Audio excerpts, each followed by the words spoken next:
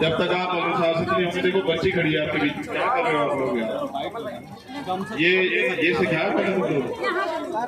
मैंने तुम्हें समाज के लिए संघर्ष करना सिखाया, अपनी बहन बेटे की इज्जत करना सिखाया, क्या सीख रहे हो? पीछे हो जाओ। जहाँ बहन बेटियां खड़ी है वहां तो और हमारी जिम्मेदारी बन जाती है, किसी को बहन बेटी को तकलीफ ना हो, ये हमारी जिम्मेदारी। लाओ भाई जरा मीडिया के लोग जल्दी जरा,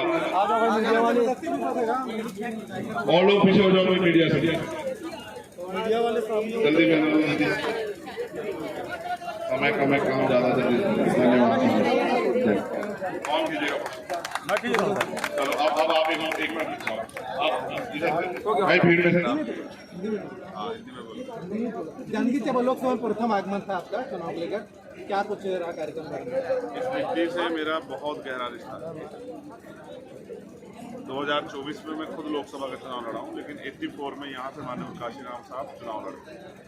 यहाँ ये वो धरती है जहाँ उन्होंने खूब साइकिल चला चला के पसीना बहा और घर घर जाके एक वोट एक नोट, जिसकी इतनी संख्या बारी उसकी इतनी हिस्सेदारी, इन नारों के साथ यहाँ आंदोलन खड़ा किया। मेरा बहुत मन था यहाँ आने का। यहाँ से दीपक खुर्टी जी मेरे छोटे भाई, जो एक गरीब परिवार से आते हैं और चप्पल पहन के संघर्ष कर रहे हैं, मैं उनके लिए अपील करने के लिए आया। उन्होंने यहाँ भीम आर्मी के माध्यम से बहुत काम किया है।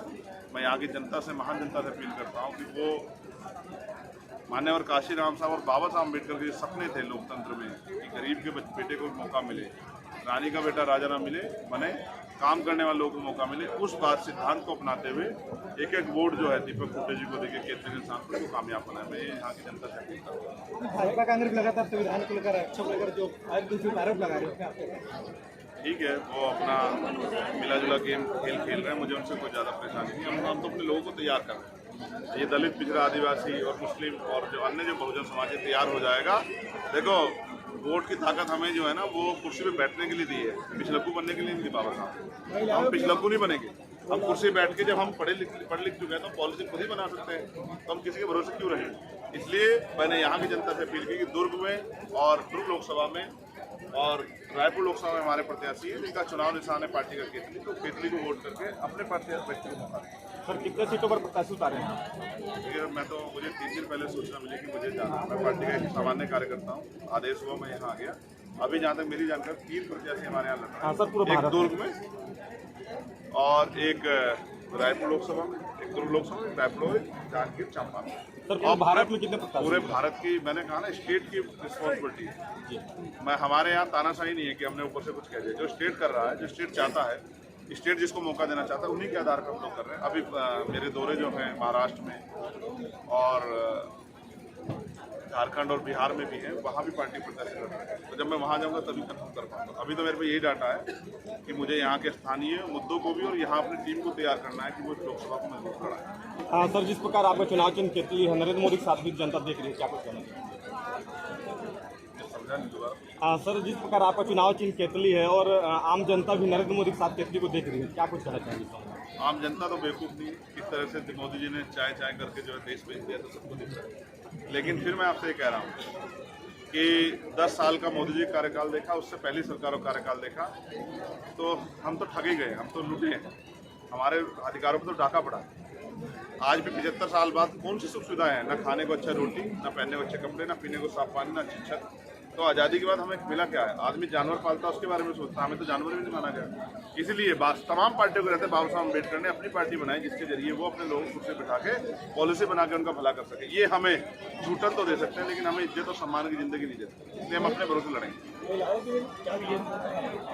महिलाओं को लेकर, महिलाओं के लिए सशक्तिकरण की उनकी और उनको उनकी सुरक्षा के लिए बहुत योजनाएं हैं। पहली बात तो है कि कुटीर उद्योग लगना चाहिए जिससे महिलाओं को घर पे रोजगार, और बहन बेटियों के लिए अच्छे स्कूल, कॉलेज, यूनिवर्सिटी बननी चाहिए और मुफ्त में, चाहे वो डॉक्टर बने, इंजीनियर बने, वकील बने, जज बने, तमाम पढ़ाई के अवसर उनको मिलने चाहिए।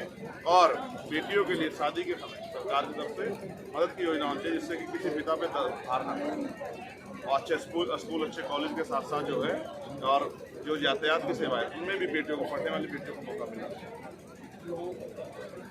मैंने आपसे कहा उद्योग धंधे नहीं लगेंगे क्योंकि सरकार सेक्टर तो केंद्र सरकार ने खत्म कर दिया। तो जो जिनका निजीकरण हो गया उन पूरे सेक्टर को दोबारा सरकारीकरण उसका किया जाए और नया सरकारी सेक्टर तैयार करके सरकारी नौकरी लोगों तक, नौजवान तक पहुंचाया जाए।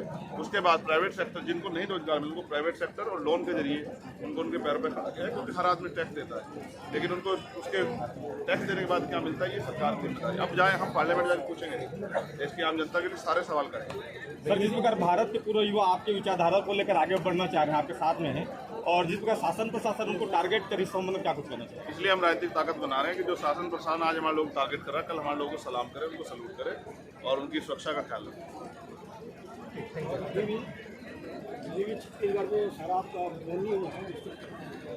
जी, यहाँ की सरकारों को सोचना चाहिए ये खोखले वादों से कब तक देश चलेगा। और फिर मैं आपसे कह रहा हूँ, अमीरों के पैसे माफ करने वाली सरकारों को बताना चाहिए कि गरीबों के लिए क्या करना है। नौकरी करनी है इनके जैसा, नौकरी करनी है, अपने पैरों पर खड़ा होना है, जिससे कि ये भी तुम्हारा सम्मान करेगा। ठीक है, पढ़ाई करो, ठीक है, और मेहनत करो।